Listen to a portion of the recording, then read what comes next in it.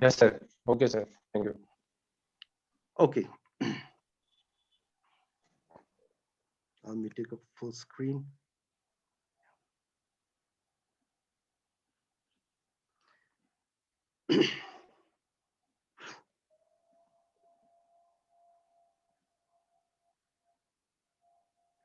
Just a moment, please.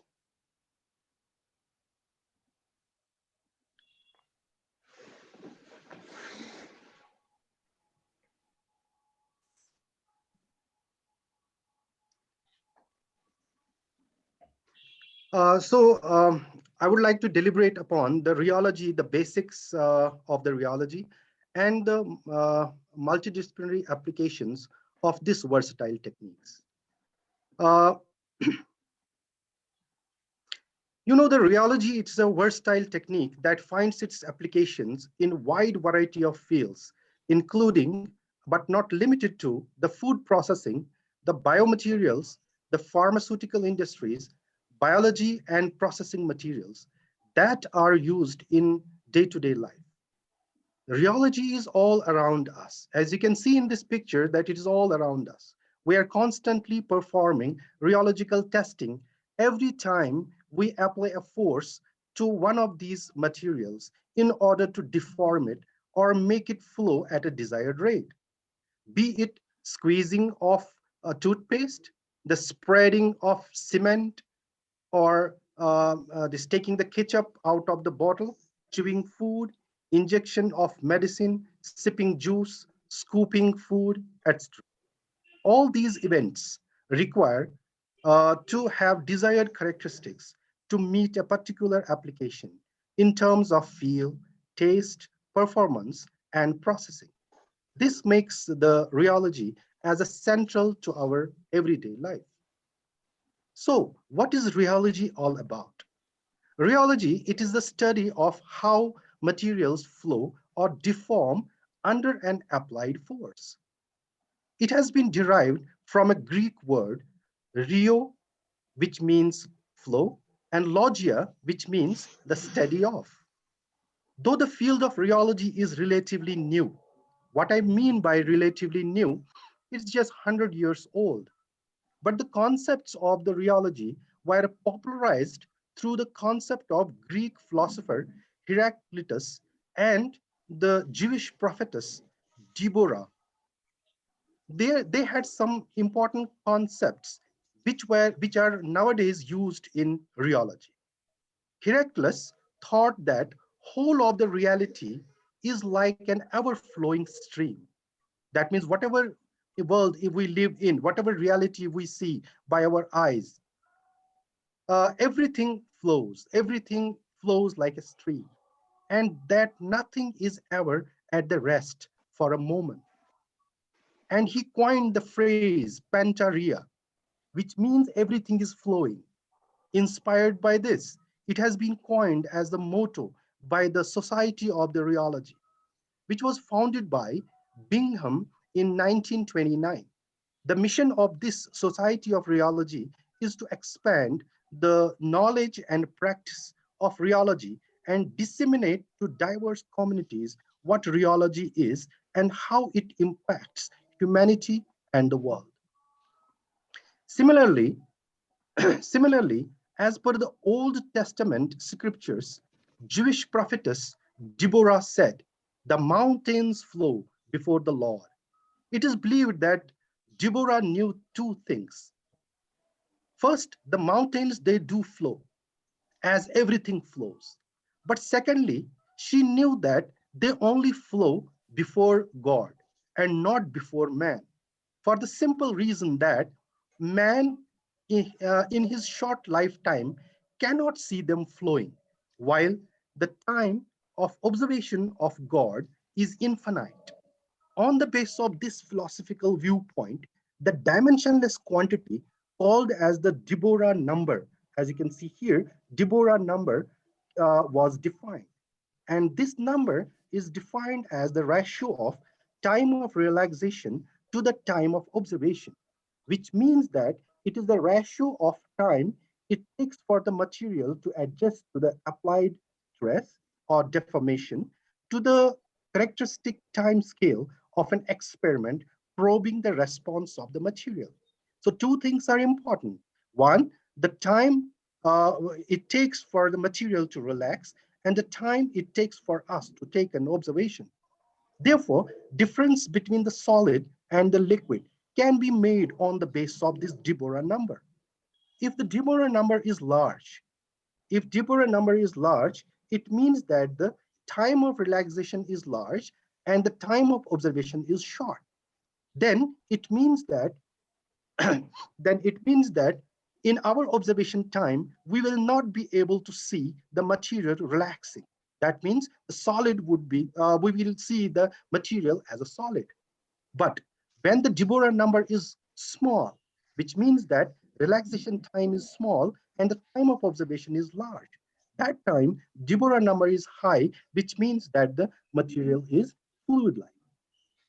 So fluids and solids and liquids, they come under the concept of the common concept of this by using the Deborah number, which has become fundamental to rheology.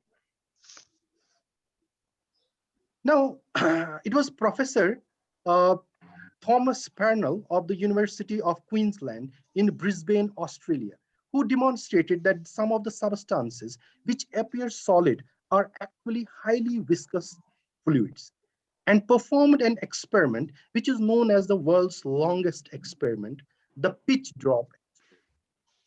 The Parnell, what he did, he poured a heated sample of pitch, which is actually got from the coal, into a seal funnel. You can see they put it in the seal funnel and allowed it to settle for 3 years.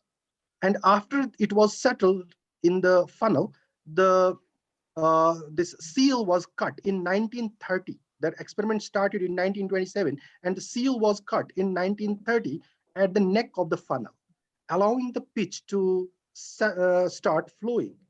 It has been found that after 80 years, the eighth drop fell. That is on 28th November 2000, the eighth drop from this fell down into the beaker, which was beneath it. And the number of the drops that were counted for 80 years suggested that the viscosity of this material was almost 100 billion times more than that of the water. This actually gives the prelude to the insight of the Deborah that the time of the response of the material and the time of the observation are important to judge the nature of material. So, what does rheology do? So it describes how the material flow or deform under the applied force and describe the interrelationship between the force, viscosity for the liquids, deformation for the solids, and the time. So these three parameters are actually they come under the purview of what is called as the study of rheology. When we have a liquid, say for example, if we have a liquid, it flows under the influence of the force. When we have the solid, it deforms under the applied force. So there's a difference. In case of liquid, when the force is removed, if we remove the force, the fluid does not regain its original shape, which means that the fluid loses or dissipates energy as flow and partly because of heat.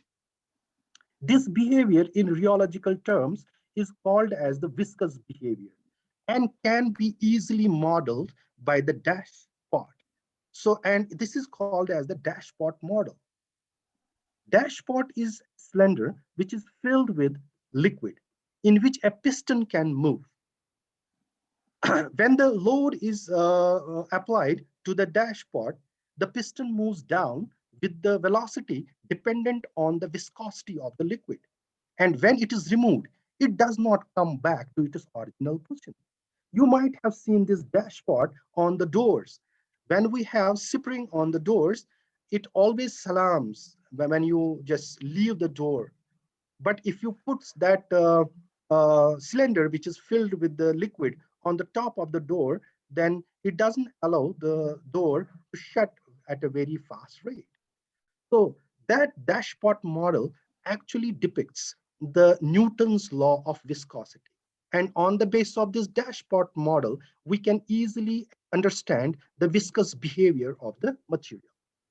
On the other hand, in case of solid, when the force is removed, the solid regains its original shape and hence stores energy and uses it to convert or maintain the shape. So when the force is applied to the solid, it actually stores that energy. And that energy is actually used for it to regain once the force is removed. So we say that the solids, they have the elastic behavior. And that elastic behavior can be easily explained by using the spring model. And therefore, the property that is associated with the solid, that is the elasticity. And that is explained by the Hooke's law. When you put the, when we put the weight on the spring, it actually displaces, which the displacement being directly proportional to amount of the force which we put on the screen in the spring. Once the force is removed, it regains its original. And this type of behavior in rheological terms is called as the elastic behavior. So viscous behavior is characteristics of the liquids and the elastic behavior is characteristic of the solids. Most of the material, however, they we come across, they are the complex materials and have properties both of fluids like viscous property and that of the solids, that is the elastic property. Such type of materials have been termed as viscoelastic materials. And viscoelastic materials can be modeled by using both of these, that is dashpot and the spring model together. If the dashpot and the spring is attached to each other uh, in series, then we have the Maxwell model. And if they are attached to each other in parallels, then we have the Kelvin-White model. Both these models are used in order to explain the different type of viscoelastic behavior shown by most of the materials having solid-like and the liquid-like behaviors. So, why is rheology important? It is because it gives us the interrelationship between the properties, structure, and the processing of the material. It helps us to describe mechanical behavior of materials as a function of stress, strain, temperature, and pressure in order to develop materials with correct properties for given application and proper processing behavior based on the evaluation of their viscosity, elasticity, and the response time. In this advanced world, rheology applies to the materials which are very complex in structure. You can see that we have the two types of the materials which we come across. That's the macromolecular systems and the multiphase systems. Macromolecular systems, they consist of long molecules, that means the macromolecules or the polymers. Therefore, the solution, polymer solution, or the polymer melts, they fall under the purview of macromolecular systems. On the other hand, the multiphase system includes at least two phases. It must contain at least two phases in order to be a multi-phase system.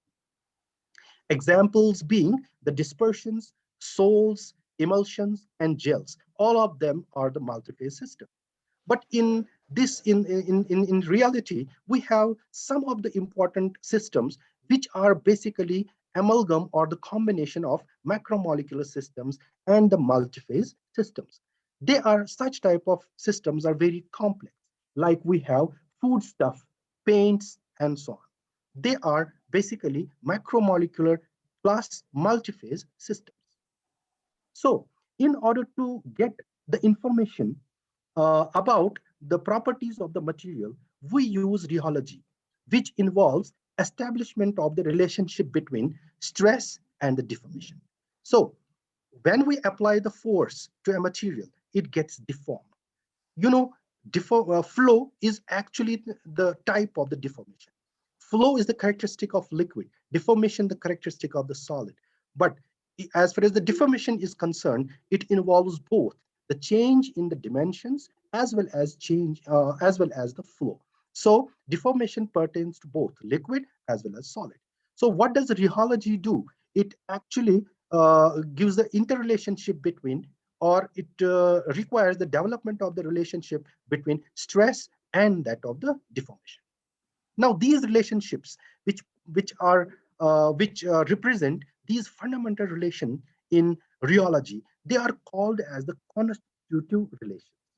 A constitutive relation is the one which is between the two physical quantities that is specific to a material or a substance and approximates the response of that material to external stimuli, usually using applied fields or forces. We have two constitutive equations that are used mostly in the rheology.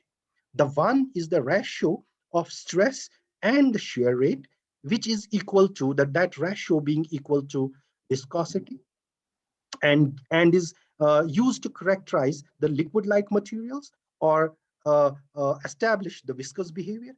And the other one is the ratio of the stress to that of the strain, which is called as the modulus. And this modulus is used to represent the solid elastic behavior and represent the materials which are solid-like in nature. Modulus G, that is this modulus, it is the measure of the stiffness of the sample, while as the viscosity, it is the measure of the measure of the resistance offered by the fluid to flow.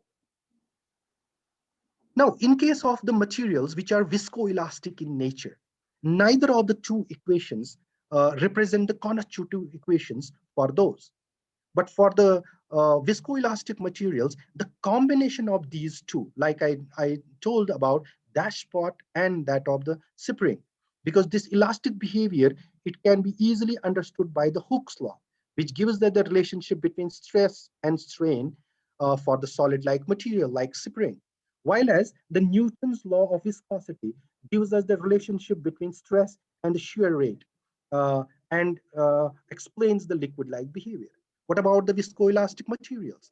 Herein, we use dashpot and that of the what's called as a spring together in order to represent the combination of the two and represent the viscoelastic behavior.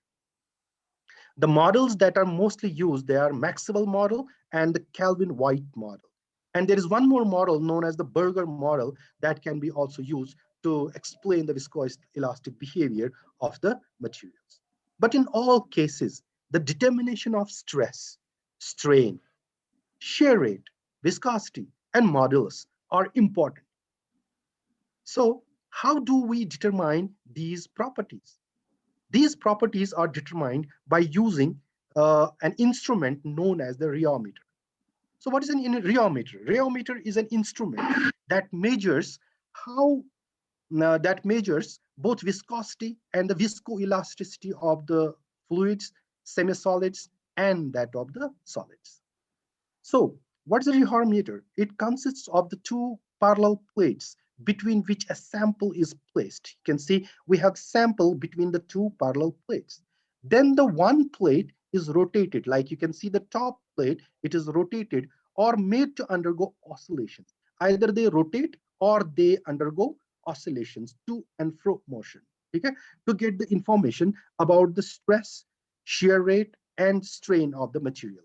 The instrument is usually run in two modes. One is called as a rotational mode, in which the top plate rotates at different speeds, and the oscillatory mode, in which the this top plate actually oscillates about a fixed point. This rotational mode basically gives us information about the viscosity and the flow property of the materials.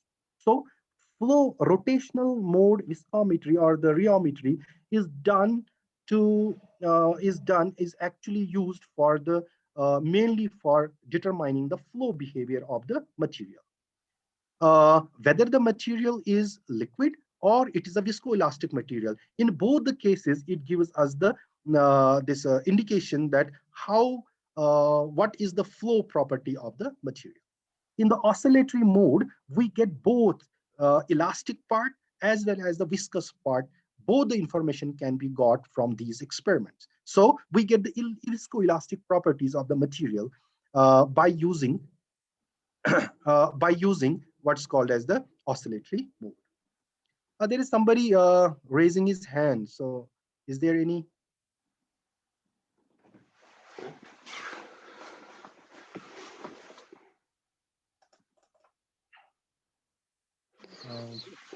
So we can have the question answers at the end, if it is Okay. okay with the participants. Yeah. That will be good. That will be good. I'm requesting the participants that if we can have the all any queries regarding the lecture, we can have them at the end so that the lecture can be completed on time. And if the time permits, then we will have the question answer session. And Yeah, if sure. then we have the Maybe. WhatsApp group. Yeah. And if you have any questions, you can share that question, and I can send that to the Aijaz sir, and I can get the reply and revert back to you. Okay. Thank you very much. Thank you. Okay, sir.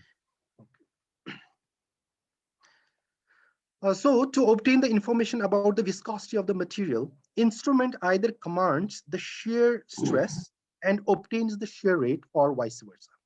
So whenever you want to get the information about the about the material, viscoelastic or the flow behavior of the material, what does instrument do? It actually commands shear stress and gets the information of shear rate, or it commands the shear rate and gets the information about shear stress. So what these terms mean? When we apply the force to the top layer, you can see there, if we have the two plates and there is a liquid present in between them, then if you apply the force on the top layer, then we see that the shear flow that can be depicted as layers of the fluid sliding over one another, with each layer moving faster than the one beneath it.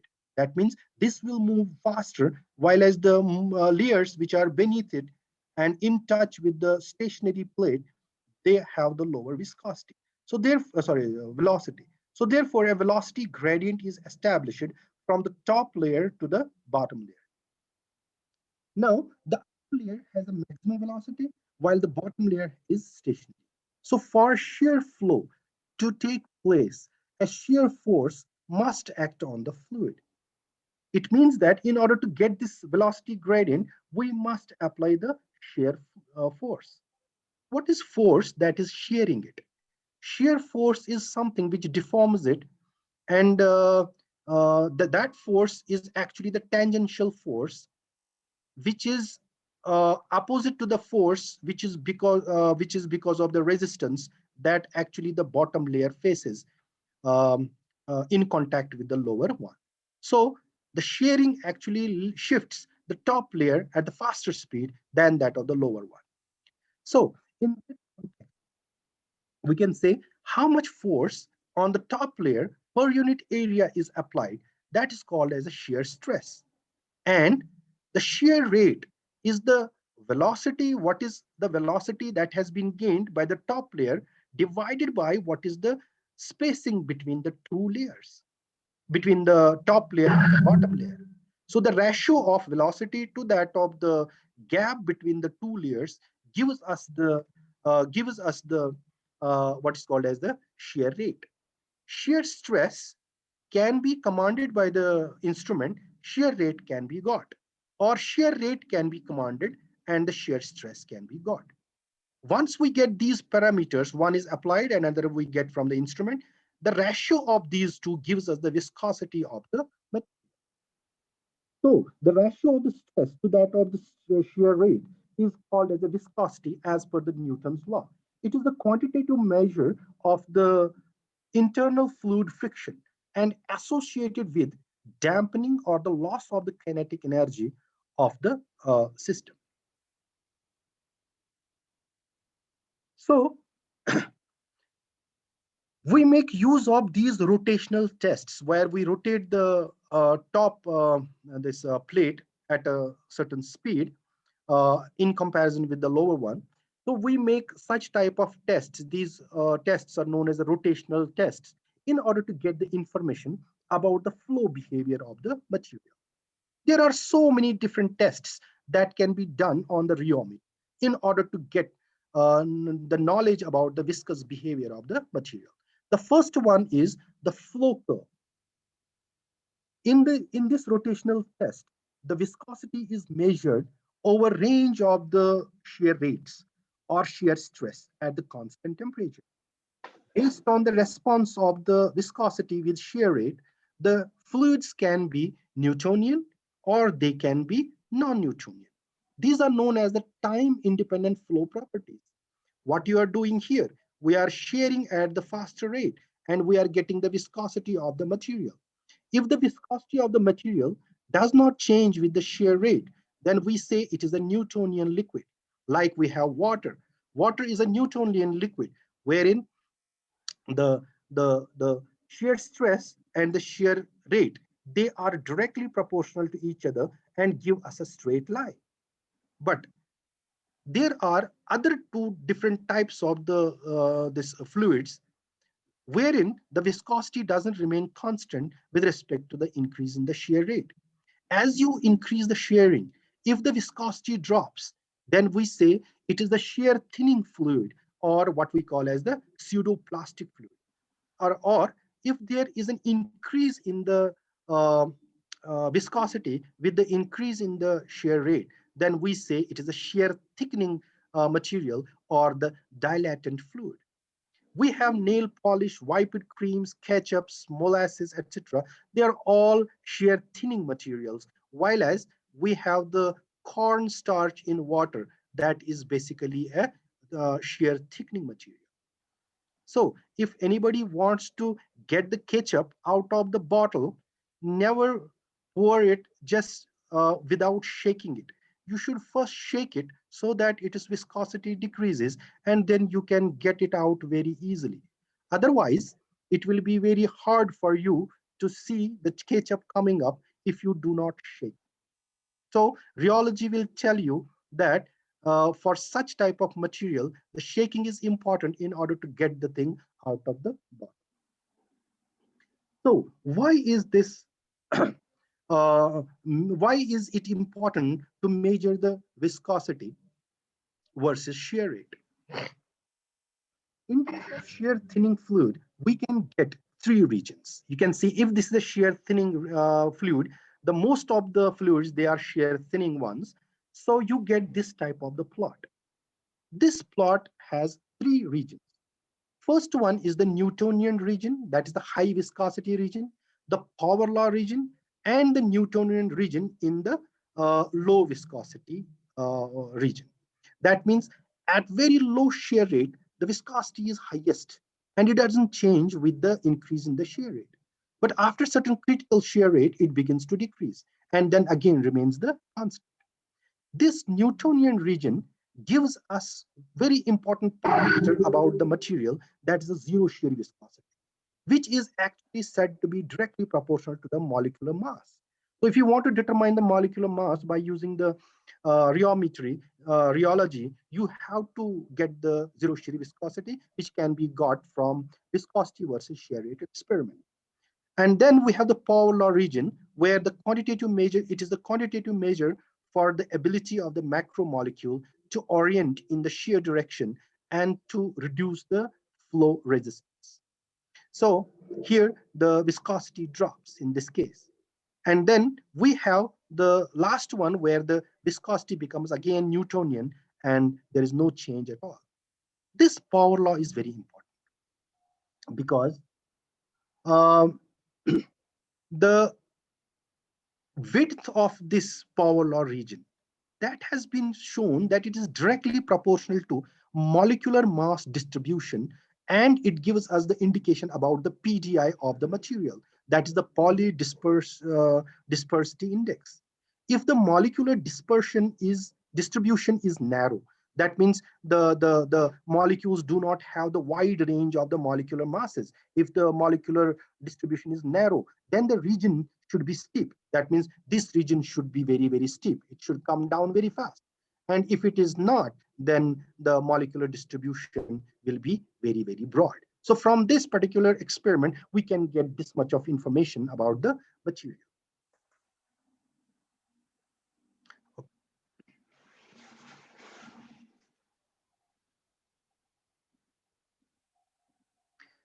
So another important test that we are basically, we carry out by using the rotational viscometry is the time.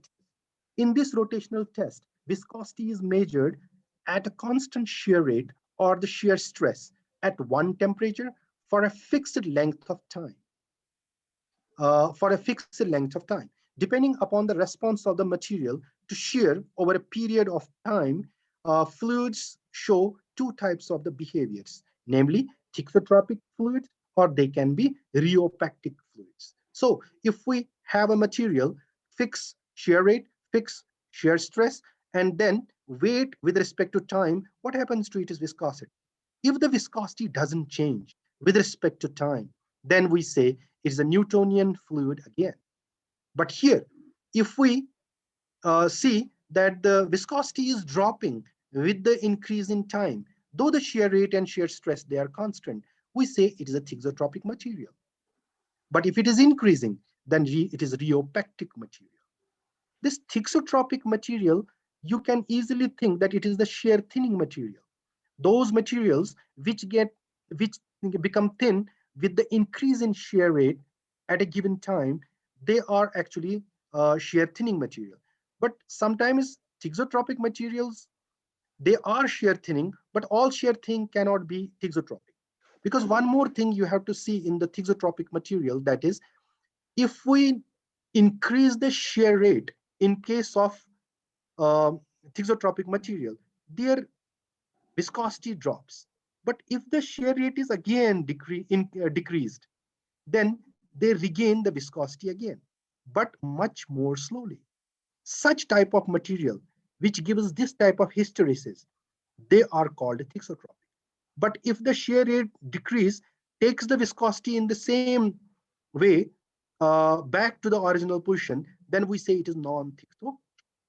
We have yogurt, peanut butter, honey, aqueous iron, oxide gels, and so on. They are all thixotropic in nature. And we have the cornstarch in the water, synovial fluids or the printing inks or gypsum paste, they are all rheopactic materials. Thixotropy is desirable. You can see it is this thixotropy. This is desirable in paints, inks, concretes. Why? Because for those fluids to flow sufficiently to form, they have to flow in such a way that they give the uniform coating. Then um, we can say thereby they prevent sagging also on a vertical surfaces. Because in such cases, if you apply lot of force, then it will become thin. So it will be easily applied on the surface. But it should regain its viscosity very quickly. If it regains this viscosity quickly, it will not sag. In Niche Niaga, it will not sag. So that is why thixotropic fluids are very important. On the other hand, we have this cornstarch. Like I will take an example of cornstarch. If we put the cornstarch in the water and then you hit it very hard, you will see that it is not a liquid, it is like a solid. But if you put your hand very slowly in it, then you will feel that it is a liquid. Such type of material is a rheopactic fluid. So rheopactic fluids show increase in viscosity with increase in time at a constant shear rate, and also exhibit shear thinning with increased shear rate and slower recovery with decreasing shear rate. This is great. This is of great interest in possible military uses as far as this rheopactic technology is concerned. Body armor and the combat vehicle armor are key areas where these efforts are being made in order to use these rheopactic materials.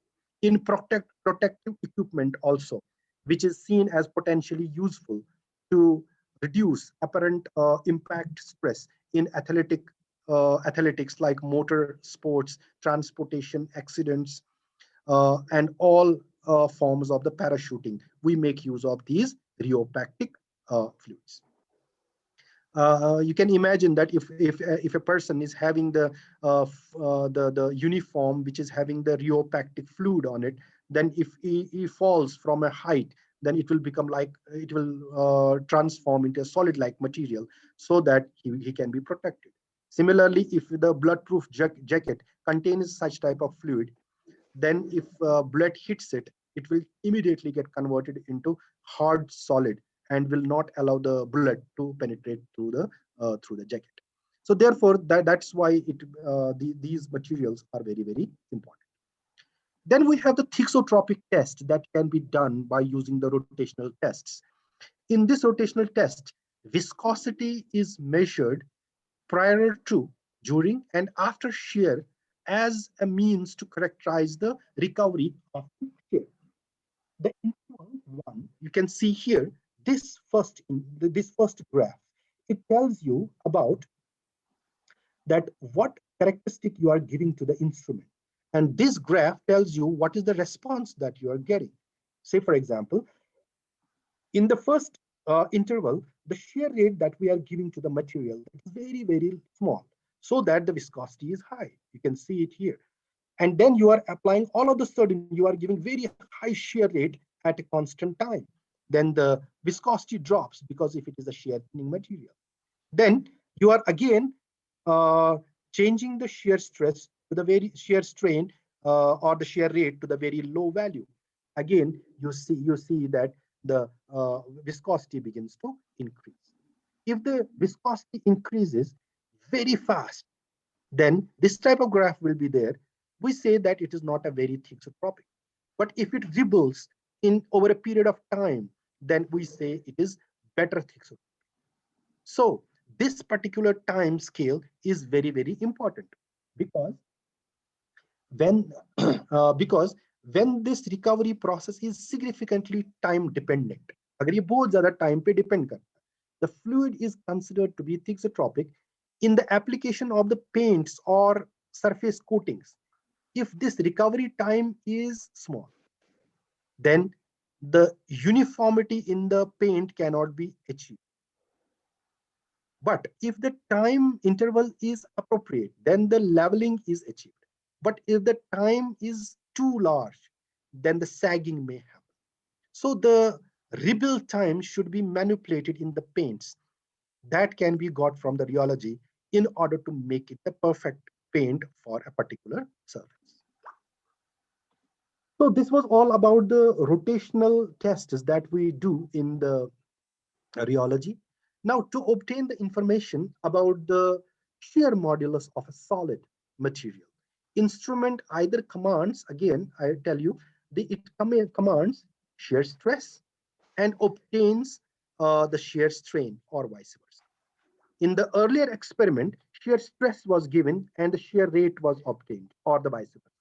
In this experiment, for getting the deformation behavior of a solid, we need shear stress and the amount of strain produced in the material. Shear stress is defined as force per unit area applied tangentially to the material, while as the strain, it is the amount of the displacement of the top layer divided by the distance between the two plates. That's what is called as the strain. Strain is simply displacement divided by gap and is a dimensionless quantity. The ratio of shear stress to that of the strain, according to Hooke's law, gives us the shear modulus. And shear modulus is the measure of the stiffness of the sample and can be easily modeled by using the. So by using this experiment, by using these parameters, we can come to know about the stiffness of a sample. But generally, when we make use of the determination of the modulus of the material, we are generally talking about the viscoelastic material. Because as I told you earlier, viscoelastic material has two important contributions. One is the viscous contribution and another one is the elastic contribution. And both these contributions, in order to determine the effect of both of them, you need to know the modulus of the material. You can get the flow behavior from the rotation, but you can get the modulus by using the stress and the strain. But the point is now how to determine stress and the strain. So we have here, you can have here, I can just give you an example right here that um, we have an example of the viscoelastic material, that is the PDMS, that is a polydimethylsilane polymer, which if molded into a ball-like structure and then thrown on the ground, it recoils back, showing elasticity characteristic of a solid. On the other hand, if it is placed on the ground and let stay, it flows under the influence of the gravity over the period of time, showing viscosity characteristics of the liquid. So now, is this putty or the PDMS polymer a solid or it is a liquid? But that depends on the time of observation. You can see when this ball falls on the surface, the time of observation is very, very short. But if you let it stay on the ground, then the time of observation is large. So this can easily, therefore, we can say that Deborah number can explain that this material can act as a solid or as a liquid also, depending upon the time of experimentation. So for large experimentation time, here the Deborah number will be large, will be small, and hence it shows the flow behavior. But here the Deborah number for the small experimentation time, it will be larger as well. As a result, it shows the solid-like behavior. So both of these behaviors are present in a material. In fact, all the materials, according to the philosophy of the Heracles or the Deborah, all the materials, they are basically viscoelastic in nature, and some they have the more elastic character, some they have the more flow character. जी आबिद साहब बताइए.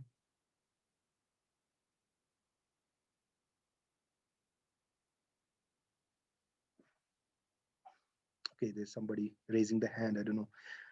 Okay. So how could we could be this viscoelasticity measured as far as this material is concerned? How do we determine the viscoelasticity of a material? The most effective way to measure the viscoelastic properties is oscillatory test, which involves the oscillating the sample about a fixed point, that is wiggling the sample. Such oscillations are so small that the inherent structure in the sample are measured without being perturbed. The outcome of this experiment is that how much the material has the viscous character and how much the material has the elastic character. So oscillatory measurements needs to be done in order to get the viscoelastic characteristic of a material. So what are these oscillatory tests? In oscillatory tests, the strain is applied. We apply the strain, that is, we deform the top pair with respect to the distance between them, that is the strain. So the strain is applied and the stress is measured as a response. Or we can do vice versa. The rheometers can do either way around also.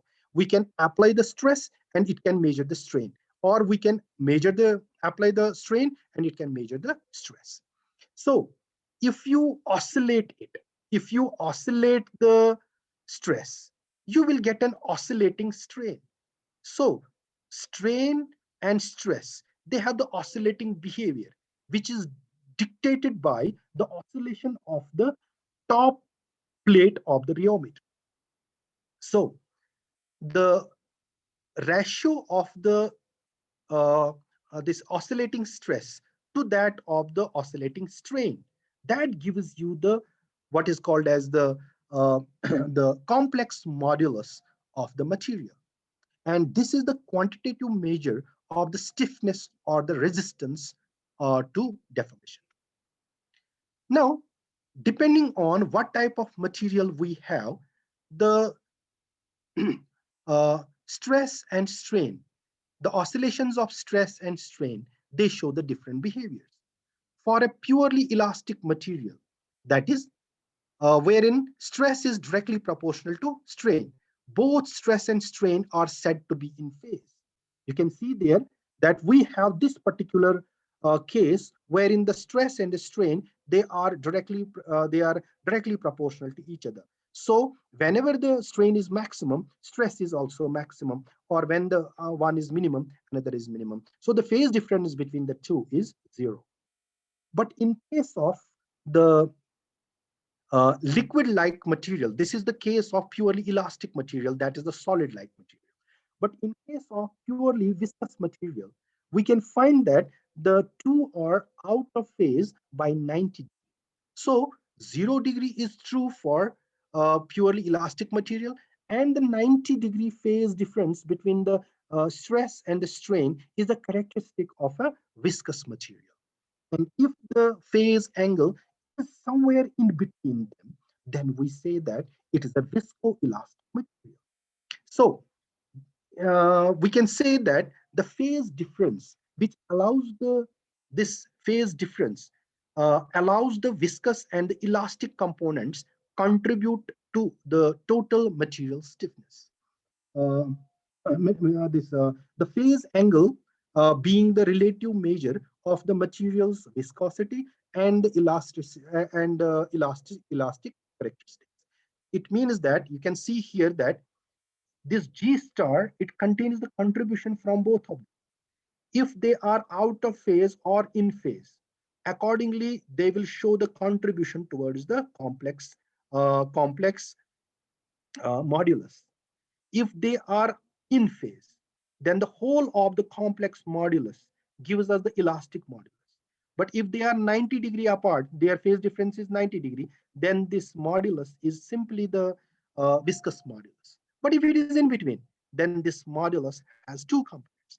One which is telling about the viscous nature of it, and another one which is telling about the this elastic nature of this. So in that context, we have defined the G prime as G complex cos of delta, and G double prime as G star into sine of delta. What does G prime and G double prime mean?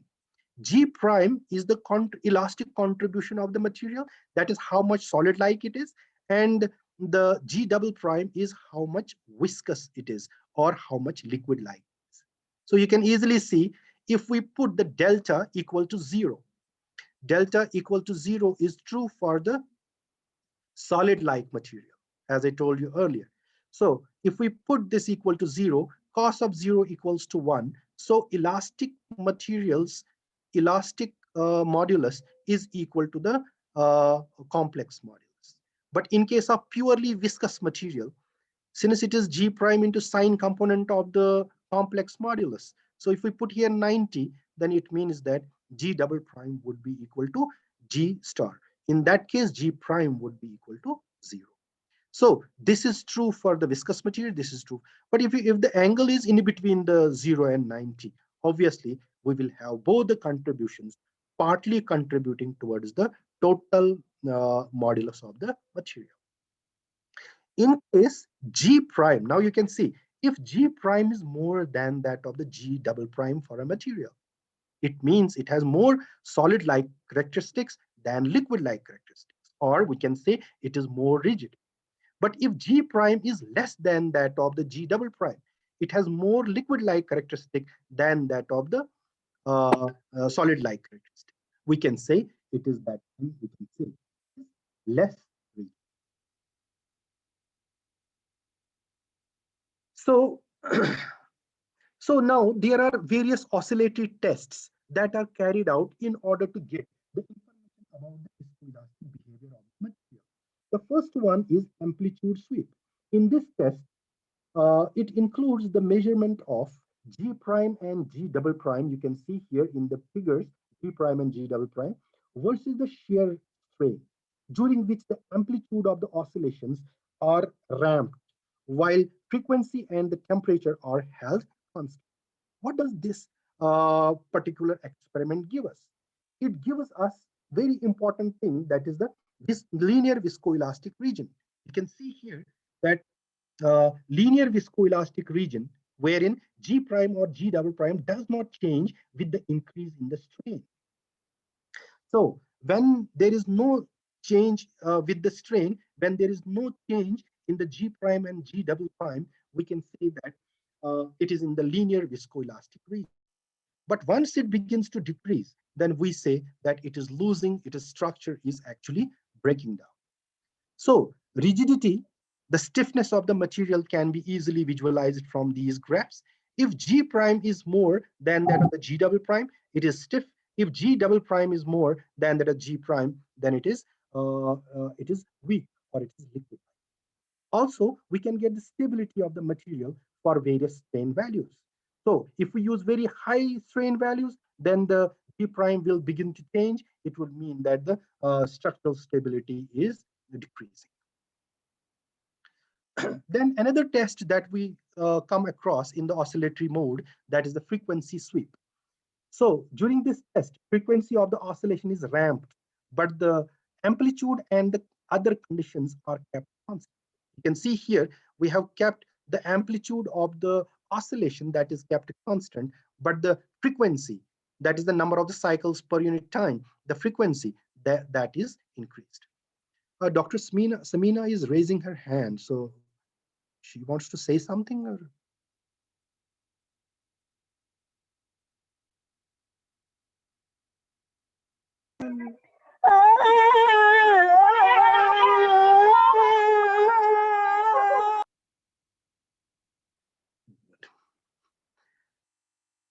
Anyway, okay, so we have the frequency sweep. In this case, and in an oscillatory frequency sweep, the frequency at which the elastic and the viscous moduli cross here, as you can see, they cross G prime and G double prime. We call that particular this frequency as the crossover frequency. And you can see here, before crossover frequency, G double prime is more than the G prime. So it has a liquid-like structure. And at the higher frequency, it has the what's called as the solid-like structure. This frequency, crossover frequency, it's a very, very important frequency because it gives us the idea or the information of molecular weight or the molecular weight distribution. You can see in this graph that if the value of this crossover frequency is lower, then the average molecular weight of the material is higher. That means longer and branched molecules are present.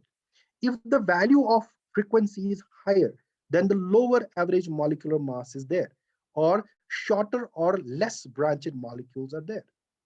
If the value of the G prime and G double prime corresponding to this frequency, if that is higher, then the distribution is narrow, PGI is greater, or if it is low, then the distribution of the molecular weights that is large. From this adjoining figure, you can see we had a surfactant, MUTAB, is a kind of surfactant whose this molecular weight is increased. You can see it is 63, 117, 273. You can see the frequency, crossover frequency, it is decreasing. So this decreasing crossover frequency, it generally indicates that the higher molecular weight. Such type of surfactant is also shown to undergo polymerization, which will definitely lead to the increase in the molecular weight. So decrease in the frequency, what is observed in the last graph in this panel. Now, finally, we have one more important test that's called as the time sweep test. This time sweep test is done in the oscillatory mode. During this test, the amplitude, the frequency, and the temperature, everything is kept constant. We don't change amplitude, we don't change frequency, we don't change temperature. Everything is held constant. And we are measuring G prime and G double prime at fixed values of amplitude, frequency, and the temperature over the period of time. Now, this amplitude that is selected, that must be kept in the LBR region, ensuring that the structure of the material is intact. The most important properties that could be studied include the gelation, curing, degradation over time, or freeze thawing, stability of material, which is very, very important as far as adhesive is concerned. Just consider this example. You can see here, oscillatory time sweep gelation. You can see as we wait, as we increase, as the material, some type of material which is right here, if we wait for it, it is seen to increase the G prime and G double prime after the certain time. So we say that the gelation is beginning, and it is about TSG that the gelation is occurring, that is G prime becomes greater than that of the G prime. So time-dependent gelation can be easily studied. We can easily study it like we have the epoxy type of adhesives which come in the which are in the market. If you have the two adhesives and you join them, and then they have got the lot of adhesive property. So how long it takes them to become stiff? So you can get this from the rheological. So then we have the oscillatory temperature sweep experiment. This temperature sweep experiment, during this test, the amplitude and the frequency are now held constant while the properties are measured as a function of temperature. So this particular experiment helps us to know the thermal behavior of the material. Like, does the material gellify? Does it undergo thermal gelation, curing, or reaction kinetics, degradation, freezing, freeze, thaw, stability, the what is called as the phase transition, crystallization, the melting point, the glass transition temperature, and so on. You can see in this particular figure, you can see here that below this TG, this is true for the partially crystalline polymer. In this experiment, you can see that the TG that represents the glass transition temperature, below which the material, you can see here, if you see G double prime, G prime, G prime is in the solid line, G double prime is in the dashed line. Okay? So G double prime is smaller than that of the G prime. It means that it is in the form of solid right there. Dr. Manzoor wants to say something. Manzoor, please.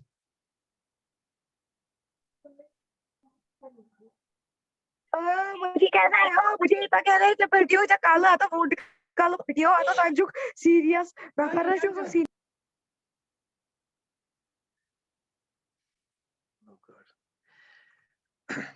Anyway, so we have the below this TG, the material is highly stiff. It shows that it is a glassy and brittle. But above this TG, these polymers are rubbery in nature. You can see G double prime is still smaller than that of the G prime, but they are very close to each other. So it is a rubbery this situation, what we see in the material. But at the temperature greater than the transition temperature, that's the melting point, you can see G double prime getting more than the G prime, means that the material has melted. The most important thing is that in case of amorphous and crystalline polymers, you can get both TG and TM. But in case of cross-linker polymers, we get only TG and there is no TM. That means you can distinguish between what is the extent of crystallinity in the material by using this particular experiment. And finally, we have the oscillatory thixotropic test also, wherein we apply, just for example, here you can see we have the higher strain in this section. During this time from T0 to T1, we have the higher strain, and we get the lower strain.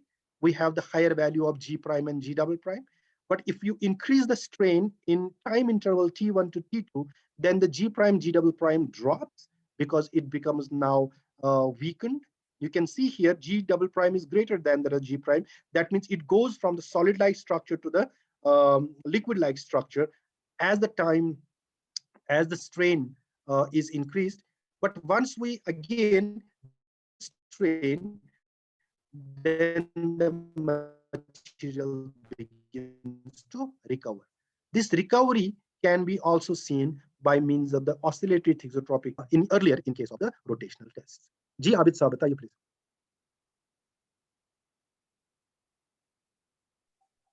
Good morning, sir.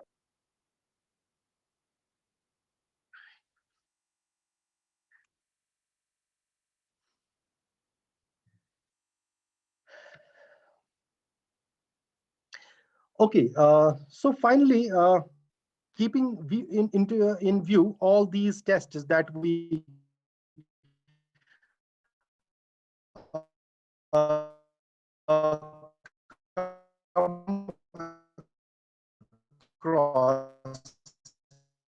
in the rheology, we can characterize augmentations like magnetorheological behavior of the material.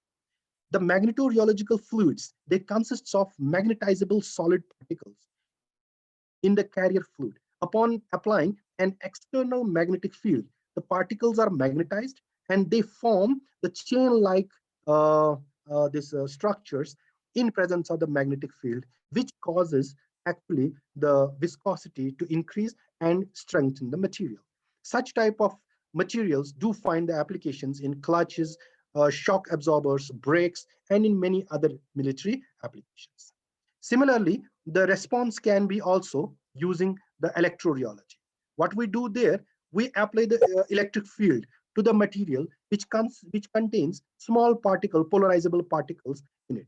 So once the electric field is applied, these polarizable particles, they respond to the electric field and get aligned in the direction of the this electric field, and therefore make the material to get stiff.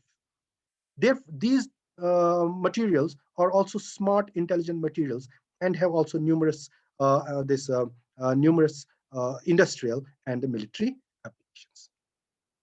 These days, what we do here, these days the rheology has been taken to new heights.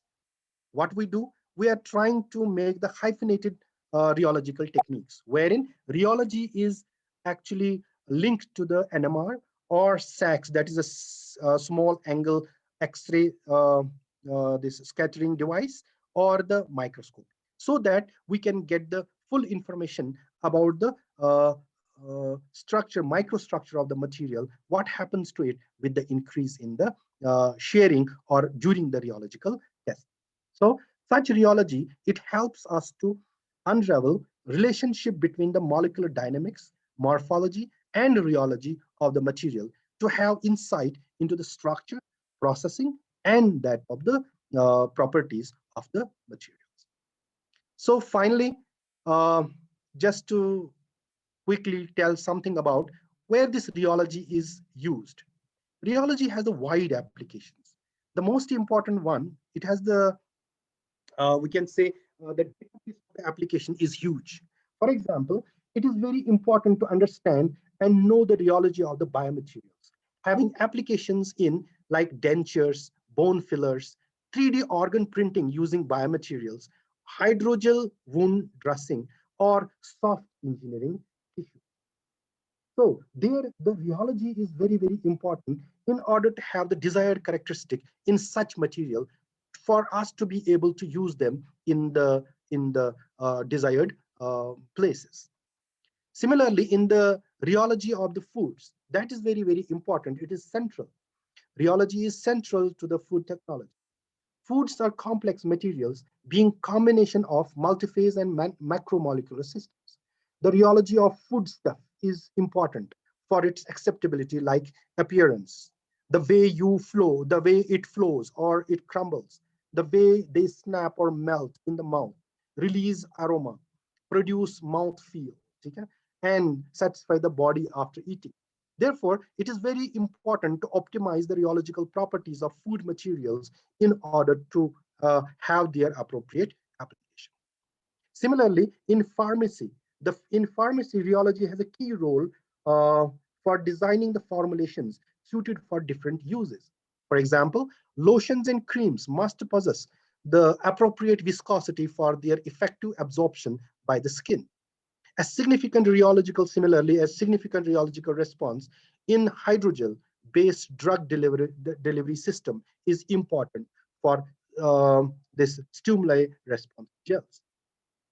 Similarly, we can have thixotropy is very extremely important as far as the pharmaceutical suspensions and emulsions, as their pouring or injection should be very easy. Because if you want to pour it out, then it should be highly thixotropic, so that under the effect of gravity, it is easily pulled out of the system. Similarly, rheology for concrete production and the material design for 3D printing. So in conclusion, I can say that the increased emphasis on the polymeric and the composite materials, on energy efficient processes, on physiological transport, all require that we enlarge and refine our knowledge of rheology and produce versatile hyphenated techniques of rheology to know completely the structure, processing, and the properties of these materials. Thank you very much, and thank you very much for your patient listening. Thank you very much.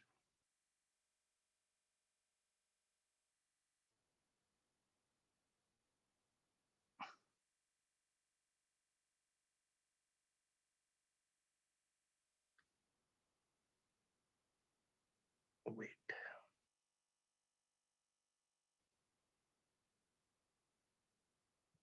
So I have made you a host. Please, Majid sir, please take over.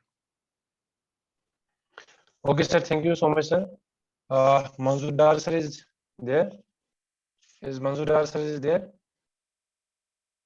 Manzoor Dar sir.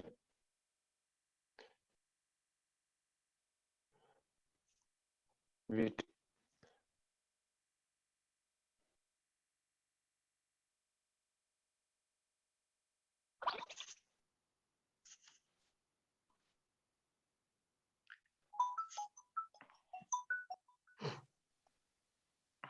So, sir, kiya sir. okay. Okay, sir. Okay, sir. So,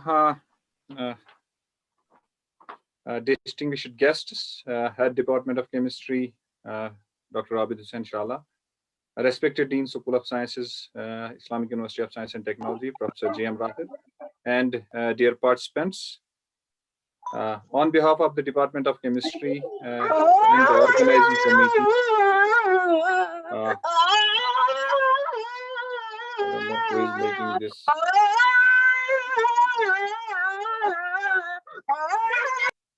Majid sir, please remove him. Sir, yes, sir. I don't know who is making this noise, unfortunately. And dear participants, on behalf of Department of Chemistry and the organizing committee, I feel immense pleasure to take this opportunity to raise your hand. To basically propose a vote of thanks to our eminent speaker, Dr. Aijaz Ahmad Dar, Professor, Department of Chemistry, University of Kashmir. We are extremely thankful to you, sir, to spare time and grace this online lecture series with this excellent lecture on Rheology Basics and Multidisciplinary Applications, particularly explaining in a lucid manner, as always you have been in the class and wherever I have heard your lectures, how a chemist or a physicist can use rheology as a technique to understand microstructural properties of materials, and how one can use this technique in design of different materials and its use in basically in biomedical applications and basically in food chemistry. So we thank you for delivering this lecture, and we are going to have this lecture series continued with some more excellent lectures. We request the participants to keep in touch. So over to you, Dr. Majid.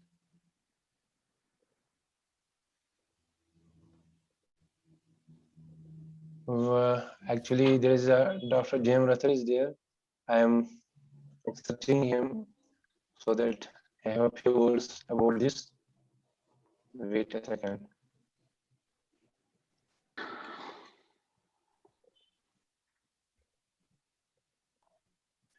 I think Majid, you can basically yes, you can put the chat on. If somebody has a question, he can ask the question. Okay, sir. Unmuting the participants is not an option because You can keep the chat Rathil option sir, open so that if Rathil sir, you are if now. someone has a Can question, you hear me, sir? Yes, sir. Yes, sir. Yes, sir. Yes, sir. You are open now. I have Okay. opened the chat option also. I'm GM Rathur here. I am standing to listen to the lecture from the beginning, and I feel it's my pleasure to thank Dr. Aijaz Sahab and all the participants who have been patient listeners throughout this session. I am sure that all the participants would have appreciated the lecture, and they would be enthused, no doubt, and also excited about the new possibilities which rheology throws up for their future endeavors, if they are very much interested in it. So again, I thank on my behalf and on behalf of the Department of Chemistry, in fact, on behalf of the Islamic University of Science and Technology, our worthy guest, Dr. Aijaz Ahmad, and also all the participants who have taken the trouble to be a part of this session. And particularly Dr. Aijaz Sahab, as he mentioned in the beginning, that it is very difficult at the end of during a Ramadan to deliver a lecture of 1 hour or longer, and that too at the paid end of the day. Still, he has managed, and I am very much thankful to him. He is a dynamic person, and others we can take inspiration from him, the younger ones a lot. So again, thank you a lot. Thanks. Thank you very much, sir. Thank you very much, sir. Thank you, sir, for your nice words always, and you have been always an encouraging person for us. आपने हमेशा encourage ही किया है हमें. So we were waiting for you, but unfortunately you had not joined it earlier. Then I was, in fact, my stomach was upset during the day, so I was almost. I'm thankful that you have joined lately. You have joined. No, I joined almost. I'm thankful to Professor Aijaz Sahab once again for his such a wonderful lecture on rheology. Many misconceptions have been removed, even for me, who is working on hydrogels. There we can have a question answer session, but as we know that we are not still so friendly through this online board. So we'll have a WhatsApp group on for this. If someone has any question, if anyone wants to clarify on any concept. The chat is on right now, so if somebody wants to ask a question, he can write it. I think they have. There's one question. That will be very good. That will be very good. Yeah. Yeah, they have put the chat on, so if somebody has a question. Sir, yes, sir. There is one question from this Mushtaq Bhatt. Kindly elaborate the way to deal with the samples that keep slipping while carrying rotational tests through rheometry. So he means that they are being silped out from the. What is the question exactly? Sir, elaborate the way to deal with the samples that keep slipping while carrying rational tests through rheometry. No, actually, the problem happens that if the material becomes very much dehydrated during the rheological test, then if it converts into the solid-like structure, then it may slip out. The way out for that is that either the gap between the two plates, it should be a little bit increased. If it is too small, then it will definitely slip out. But what he can do, he can just increase the distance between the two plates while performing the experiment. And that is in most of the case in our samples also, we get such type of this slipping of the sample from the plates also. So in that case, we manage it in that way. Thank you so much, sir. If you have any question, thank you, sir. One more question is from. Sir, there is from Zahid Yassin. Can we get PDI of polymers, or it is quantitative from flow curve behavior? Actually, when the comparison was made between the dynamic light scattering or the GPC systems, that is the gel permeation chromatography, and that of the behavior of the crossover frequency, it was found that they match quite well. So PDI can be determined by the value of the crossover frequency. As I mentioned, that crossover frequency, if the value corresponding to of the G prime and G double prime is higher then the PDI becomes very less. That means, more. It means that the distribution gets narrower and we can get the value out of it. But for that purpose, the calibration has to be done with the known polymers. Only then it can be done. But the idea of distribution we can get. Okay, sir. So no more questions. Sir, last word is from Abid sir. If you have any, sir. Yeah. Abid sir. No, I don't have any question. I am only always Thank- I'm thankful again to sir for his nice lecture. And Thanks to all hopefully, for- yeah. Pardon? Okay, sir. Okay, sir. Continue, sir. Okay. So I request all the participants to please keep in touch with our lecture series. We are in the next few weeks. We will have some more lectures, that is only on the focusing on the basics. That is the basic instruments that are used at PG or research level. That is, we will focus on the UV, we will focus on IR, we will focus on NMR, we will focus on atomic absorption spectroscopy, so that it will be more helpful to the students who are in their postgraduate course or who are working as a research scholar in any institute. If budget permits, then the microscopy should be added so that you have the hyphenated technique, and that hyphenated technique works wonders.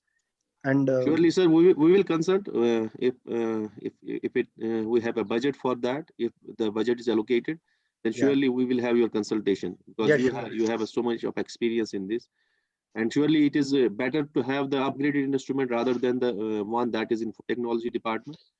That is the magneto and electrical, and along with the microscopy, it will do wonders. So we will surely contact you once we will get the budget that will be allocated by our finance department. Yeah, sure. Thank you, sir. It sir. will be my pleasure. Yeah. Thank you. Okay, sir. Thanks, sir. Yeah, thank you so very much, sir. Thank you so much. Thank you. Assalamu alaikum.